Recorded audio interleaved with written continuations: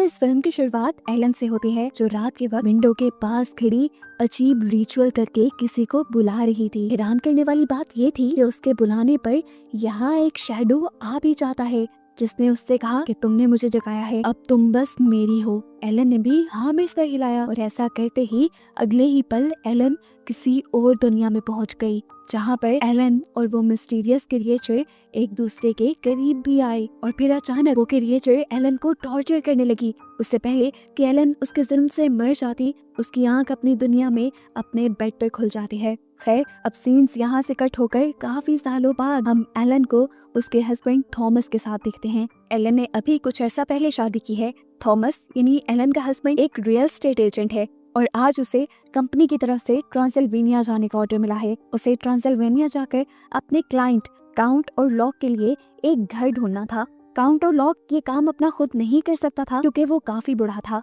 Elon नहीं चाहती थी कि थॉमस उसे छोड़कर जाए, पर मजबूरी थी। वो जाने से पहले एलन को अपने दोस्त फ्रेडरिक की फैमिली के पास छोड़कर जाता है। जाने से पहले एलन ने उसे बताया था कि उसे आजकल डरावने नाइटमेयर्स आते हैं और उसे लगता है कि अगर थॉमस उससे दूर गया तो उसके साथ कुछ बहुत बुरा हो जाएगा। लेकिन थॉमस ने यहाँ उसे समझाया कि ये सब उसके दिमाग का वहम है। एलन ने थॉमस को अपने बालों वाला एक लॉकेट भी दिया, जो उसे हमेशा जल्दी वापस आने की याद दिलाएगा। सीन कट होकर अब हमें एक मिस्टीरियस आदमी को दिखाया जाता है, जो अपने गेट एक पेंटाग्राम बनाकर बहुत सारी लाइट्स जलाकर कुछ रिचुअल कर रहा है। ये कौन है और ऐसा क्यों कर रहा है, ये आगे जाकर पता चलेगा। खैर, अब दिखाया जाता है कि थॉमस ट्रांसिल्वेनिया के करीब पहुंच गया था। वहाँ के लोकल लोगों से जब उसने ट्रांसिल्वेनिया में काउंट और लॉक के कैसल का रास्ता पूछा, तो सभी उसकी इस बात को सुनकर घबरा गए और सबने उसे मशवरा दिया कि तुम काउंट और लॉक के पास मत जाना। यहाँ पर तो काउंट और लॉक का नाम लेना भी बहुत बुरा माना जाता है। रात में थॉमस इन्हीं लोगों के पास स्टे करता है। आधी रात को उसकी आंख अजीब शोर से खुलती है। बाहर जाकर उसने देखा कि बहुत सारे लोग एक लड़की को घोड़े पे बिठाकर कहीं ले जा रहे थे। उस लड़की ने कुछ भी पहना नहीं हुआ था। फिर वो लड़की उतरी और एक कब्र खोलते हुए उसने एक आदमी के दिल में खंजर स्टैब कर दिया। उसके मुंह से खून निकला और यहीं पर थॉमस की भी आंख खुल गई और ऐसे हमें पता चला ये सब उसका ख्वाब था।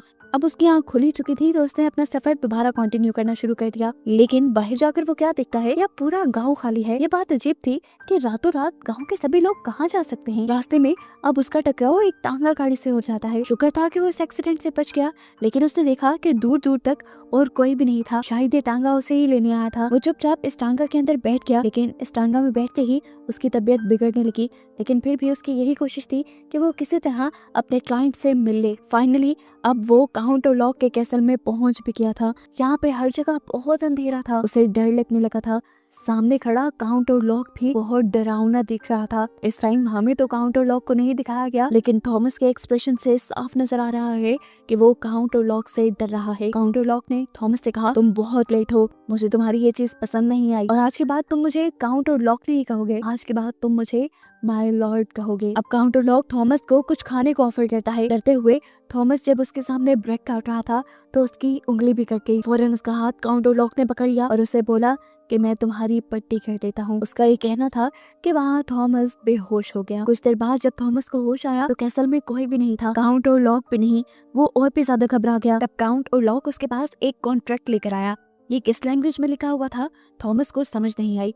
काउंट और लॉक ने उसे बताया कि ये हमारी ट्रेडिशनल लैंग्वेज है और इस कॉन्ट्रैक्ट में बस ये लिखा है कि मैं तुम्हारी कंपनी के जरिए एक घर खरीद रहा हूँ, तुम इस पर साइन कर दो बस। थॉमस को अच्छी वाइब नहीं आई थी, लेकिन उसकी जॉब की रिक्वायरमेंट थी तो उसने साइन कर दिया। इस कॉन्ट्रैक्ट पे थॉमस को सिर्फ अपना नाम और नोस्फेरातो का नाम समझ आया था। नोस्फेरातो काउंट और लॉक का ही दूसरा नाम था और कॉन्ट्रैक्ट पर नोस्फेरातो क्यों लिखा हुआ था ये हमें आगे पता चलेगा। कॉन्ट्रैक्ट को साइन करने के बाद नोस्फेरातो ने इन्हीं काउंट और लॉक ने थॉमस से थॉमस का लॉकेट मांगा, जिसके अंदर एलन के बाल थे। थॉमस को लगा शायद वो देख कर दे देगा, लेकिन काउंट और लॉक ने उसे लॉकेट वापस नहीं किया। कुछ देर गुजर गई, थॉमस ने अब उसे लॉकेट वापस मांगा और यहाँ से जाने की इजाजत मांगी।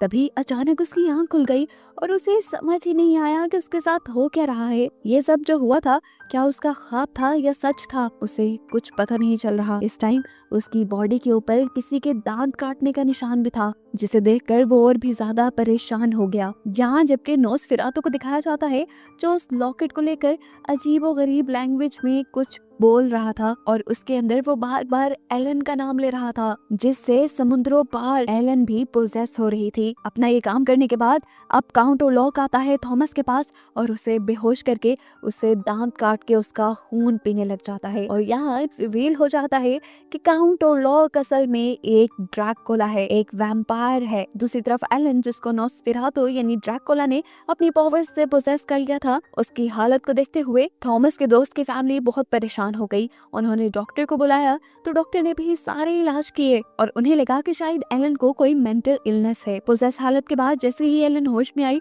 तो वो इस बात से परेशान होने लगी कि न जाने थॉमस कैसा होगा, क्योंकि थॉमस को गए काफी टाइम हो गया था और थॉमस ने अभी तक उसे कोई लेटर भी नहीं लिखा था। दूसरी तरफ थॉमस अपनी जान बचाने की कोशिश में था। जब नोस्फेरातु उसकी नजरों से इधर उधर होता है तो वो उसके कैसल से भागने की कोशिश करता दिखाया जाता है। अब वो डॉक्टर जो एलन का इलाज करने आया था, उसी डॉक्टर को किसी और पेशेंट का भी इलाज करते दिखाया जाता है और ये पेशेंट वही है जिसे हमने मूवी के स्टार्ट में अपने गिर्द अजीब तरीके से दायरा बनाए रिचुअल्स करते हुए देखा था। उसने पूरे कमरे में अजीबोगरीब ड्राइंग्स बनाई हुई थी। यहाँ वो भी पोजेस्ड हालत में डॉक्टर फ्रेडरिक को बताता है कि मेरा लॉर्ड काउंट ओरलॉक है। ये कहते ही वो डॉक्टर फ्रेडरिक के ऊपर हमला कर देता है, जैसे वो उसका खून लेना चाह रहा हो। साफ मतलब था कि वो ड्रैकुला यानी काउंट ओरलॉक का एक गुलाम था जो उसके लिए इंसानों का खून जमा करता था। इस टाइम वो ज्यादा खून शायद इसलिए इकट्ठा कर रहा था क्योंकि वो जानता था कि काउंट ओरलॉक अब यहाँ जल्द ही आने वाला है। सीन कट होकर हमें थॉमस को दिखाया जाता है,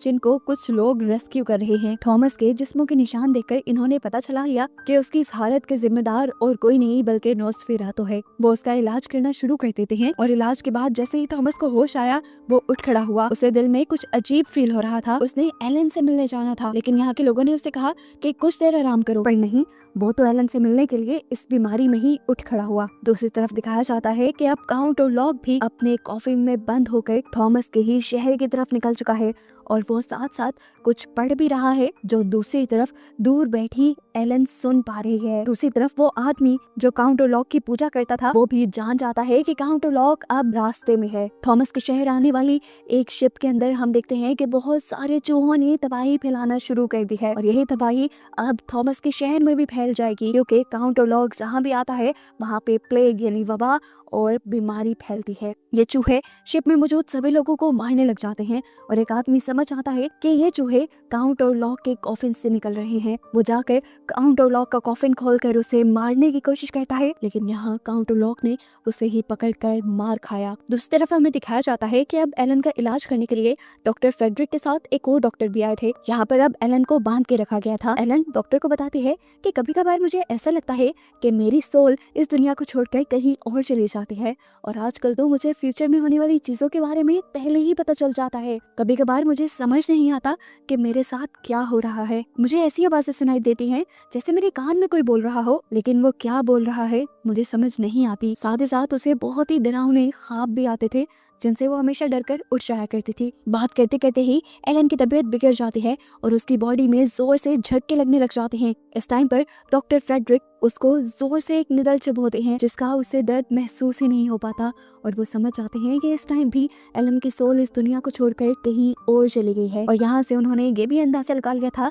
कि एलन को कोई मेंटल इलनेस नहीं है, बल्कि उसको किसी और पावर ने पोजेस किया हुआ है। डॉक्टर ने जब ये बात दूसरे डॉक्टर को और थॉमस के दोस्त को बताई तो वो लोग उसकी बात मानने को तैयार ही नहीं थे। ये लोग यहाँ से चले जाते हैं और आधी रात में अचानक से एलन को होश आ जाता है। होश में आते ही वो भागकर दरवाजे की तरफ जाती है और दरवाजा खोल देती है, जहाँ वो देखती है कि एलन बेहोश पड़ा है। सीन इसी पॉइंट पे दिखाया जाता है कि काउंट ओरलॉक की शिप भी खराब हालत में इस शहर के पोर्ट पर पहुंच चुकी थी, जहाँ आते ही वहाँ के सारे चूहे निकलकर इस शहर में फैलना शुरू कर देते हैं। और यहाँ पर वो आदमी जो काउंट ओरलॉक की पूजा करता था वो भी जल्दी से अपने सेल से निकलकर काउंट ओरलॉक से मिलने के के लिए चला जाता है। दूसरी तरफ अब थॉमस का दोस्त और डॉक्टर फ्रेडरिक थॉमस के इलाज में लग चुके थे। दिन ब दिन अब शहर की हालत बिगड़ती जा रही थी।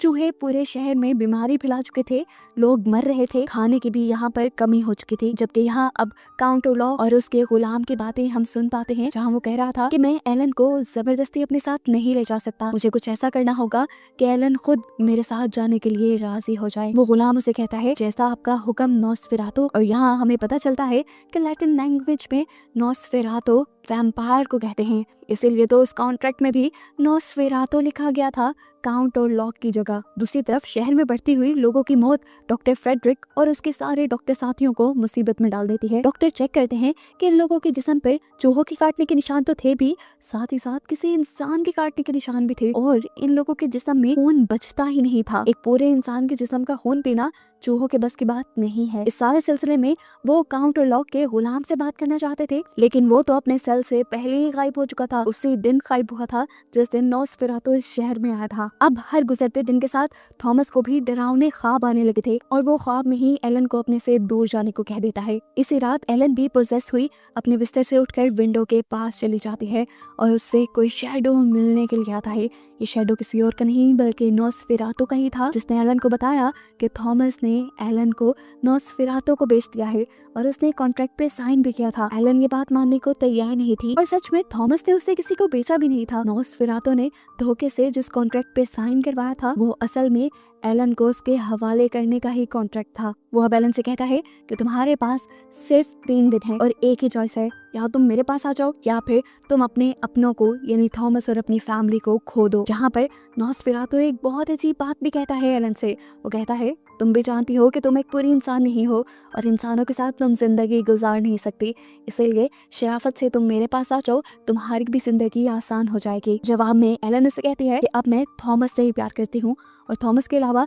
इस टाइम मेरी लाइफ में और कोई नहीं आ सकता। इन सारी बातों के बाद एकदम से एलन की आंख खुल जाती है और हम देखते हैं कि ये सब एलन के ख्वाब में हो रहा था। उसके पास जो थॉमस के फ्रेंड की वाइफ लेटी हुई थी, उसके पूरे जिस्म को चूहों ने काट लिया था और ये बहुत ही ज्यादा क्रीपी था। सुबह होने पर फ्रेडरिक अपनी वाइफ की मौत पे बहुत ज्यादा दुखी था। वो यहाँ एलन से शेयर भी करता है कि उसके जिस्म पे किसी इंसान के काटने के निशान है। एलन समझ गई थी कि ये नॉसफेरातो का काम है, लेकिन वो फ्रेडरिक को ये नहीं कह पाती क्योंकि फ्रेडरिक को इन सारी चीजों पे बिलीव नहीं था। यहाँ एलन थॉमस के दोस्त से पूछती है आखिर तुम मुझे पसंद क्यों नहीं करते? तब वो जवाब देता है मैं तुमसे नफरत नहीं करता, लेकिन मैं तुम्हारी बचकाना बातों पे बिलीव भी नहीं करता। मुझे लगता है कि तुम पागलपने के ड्रामे करती हो। और इसी पॉइंट पर वो एलन से कहता है कि तुम और थॉमस अब अपने घर जा सकते हो। दूसरी तरफ अब दिखाया जाता है कि डॉक्टर फ्रेडरिक अब उसी जगह आए हैं जहाँ पर नॉसफेरातो का गुलाम रहता था। वो यहाँ पर नॉसफेरातो के बारे में इंफॉर्मेशन इकट्ठी करने के लिए आया था और फाइनली उसे एक बुक मिल जाती है जिसमें महात्मी नॉसफेरातो के बारे में लिखा करता था। इसमें लिखा था कि जहाँ जहाँ नॉसफेरातो जाता है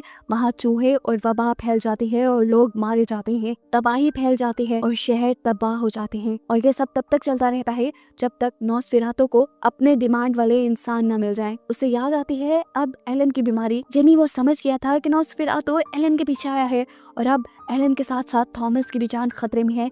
वो ये बात बताने के लिए फौरन एलन और थॉमस के पास जाता है। अब यहाँ थॉमस जिसकी तबीयत थोड़ी बेहतर हो गई थी, वो इस शहर की खराब हालत को देखकर इस शहर को छोड़ जाने का फैसला करता है। और इस पॉइंट पर एलन थॉमस को अपनी जिंदगी का सबसे बड़ा सच बताने का फैसला करती है। वो बताती है कि नॉसफेरातो इस शहर में आ चुका है और वो सिर्फ मेरे पीछे आया है। उसने बताया कि मेरे पास कुछ साइकिक पावर्स थी जिसकी वजह से मैं इंसानों के अलावा दूसरी एंटिटीज से कनेक्ट कर पाती थी, उनसे बात कर सकती थी, और इसी पावर का इस्तेमाल करते हुए मैंने नॉसफेरातो को बुलाया। ये वही सीन है जो मूवी के स्टार्ट में हम देख चुके हैं। वो बताती है कि शादी से पहले मैंने नॉसफेरातो से एक कॉन्ट्रैक्ट किया था जिसमें मैंने अपने आप को उसे सौंप दिया था, लेकिन फिर मुझे तुम मिले, मुझे तुमसे प्यार हो गया और मैंने तुमसे शादी कर ली, और इस सब में मैं अपना वादा नॉसफेरातो से भूल गई और नॉसफेरातो अब मेरे से अपना वादा पूरा करवाने ही आया है। ये सब बताते ही एलन की तबीयत बिगड़ जाती है, उसकी बॉडी में झटके लगने लग जाते हैं, आंखें उसकी ऊपर की तरफ मुड़ जाती हैं। समझ लें कि वो पूरी तरह पोजेस हो गई थी और उसकी ऐसी हालत को देखने के बावजूद भी थॉमस उसकी केयर करना बंद नहीं करता, यानी उसे एलन के पास से कोई मतलब नहीं था। वो आज भी जी रहा था और उसे आज एलन से प्यार था। वो एलन को जोर से गले लगा लेता है और उससे वादा करता है कि वो एलन को कभी नहीं छोड़ेगा। और यहाँ ये दोनों काफी देर तक एक साथ रहते हैं। दूसरी तरफ डॉक्टर फ्रेडरिक, जो नॉस्फेरातु को ख़त्म करने की रिसर्च कर रहे थे, उन्हें पता चलता है कि नॉस्फेरातु को ख़त्म करने का कोई और रास्ता है ही नहीं सिवाय एलन के। यानी एलन के अलावा नॉस्फेरातु को कोई भी नहीं मार सकता। अगले दिन खबर मिलती है कि थॉमस के दोस्त की वाइफ के साथ उसके बच्चे भी अब मारे गए थे, वो भी उसी वबा से। उनके फ्यूनरल पर थॉमस और एलन दोनों आए, जहाँ पर डॉक्टर फ्रेडरिक ने थॉमस से बोला कि अब वक्त आ गया है नॉस्फेरातु को ख़त्म करने का। वो प्लान करते हैं कि वो दिन के वक्त नॉस्फेरातु का कॉफिन खोलकर उसके दिल में स्टैब करके उसे ख़त्म कर देंगे, जिसके बाद अब वो एलन से भी मिलते हैं। वो जानते हैं कि नॉस्फेरातु को मारने में एलन का बहुत बड़ा किरदार है। उन्होंने यहाँ एलन से कहा कि तुम्हें अपना अधूरा काम पूरा करना है और मैं इस दौरान थॉमस को अपने साथ इन्वॉल्व करके रखूंगा। यानी डॉक्टर फ्रेडरिक का प्लान वो नहीं था जो वो थॉमस के साथ डिस्कस कर रहे थे। यहाँ पे सीन कुछ और ही चल रहा था। अगले दिन दिखाया जाता है कि थॉमस, डॉक्टर फ्रेडरिक और दूसरे डॉक्टर नॉस्फेरातु के कॉफिन को ढूंढने के लिए निकल पड़े हैं, जहाँ उन्हें ये भी पता चलता है कि थॉमस के दोस्त ने सुसाइड कर ली थी दुख में। इस खबर ने थॉमस को बुरी तरह तोड़ दिया, लेकिन उन्हें यहाँ से मूव ऑन करना पड़ता है क्योंकि उन्हें मिशन पूरा करना था। जबकि घर पे दिखाया जाता है कि थॉमस के जाने के बाद एलन किसी दुल्हन की तरह सज जाती है। फाइनली थॉमस और उसके साथियों को भी नॉस्फेरातु का कॉफिन मिल जाता है। ये लोग उस कॉफिन के अंदर स्टैब करके अपनी तरफ से नॉस्फेरातु को मार देते हैं, लेकिन कॉफिन खोलकर पता चलता है कि उसके अंदर तो नॉस्फेरातु था ही नहीं, बल्कि यहाँ नॉस्फेरातु का गुलाम था। और हम जानते हैं कि नॉस्फेरातु इस टाइम किसके बुलाने पे और कहाँ गया है। वो असल में एलन के बुलाने पर एलन के पास गया था। नॉस्फेरातु के एलन के पास आते ही एलन नॉस्फेरातु से कहती है कि मैं अब अपना अधूरा वादा पूरा करना चाहती हूँ, मैं अब तुम्हारी हूँ। ये कहते ही नॉस्फेरातु उसे गले लगा लेता है और उसकी चेस्ट पे स्टैब करके उसका खून पीना शुरू कर देता है। नॉस्फेरातु एलन का खून पीते पीते खो जाता है और इसी टाइम पर सुबह हो जाती है। सुबह का सूरज निकल जाता है और नॉस्फेरातु को इस चीज का एहसास भी नहीं होता। एलन खिड़की के पास ही नॉस्फेरातु को लेकर खड़ी रहती है। सूरज की रोशनी जैसे ही नॉस्फेरातु पे पड़ती है, नॉस्फेरातु जलने लग जाता है और धीरे धीरे वो यहाँ पर मर भी जाता है। उसके मरते ही अब एलन आजाद हो गई थी। वो जैसे ही जाकर बेड पे लेटी तो खुद भी मर गई, क्योंकि उसके अंदर का सारा खून तो नॉस्फेरातु पी चुका था। जैसे ही थॉमस घर आता है तो उसे नॉस्फेरातु के साथ साथ एलन की भी लाश बेड पे मिलती है और ये देखकर थॉमस पूरी तरह टूट जाता है। दिखाया गया था कि जैसे ही नॉस्फेरातु मरा था, उसके मरते ही इस शहर से वबा का सारा सीन खत्म हो चुका था। चूहे भी इस शहर से जादुई तौर पे गायब हो गए थे। और बस यही दिखाते हुए ये मूवी यहाँ पर खत्म हो जाती है।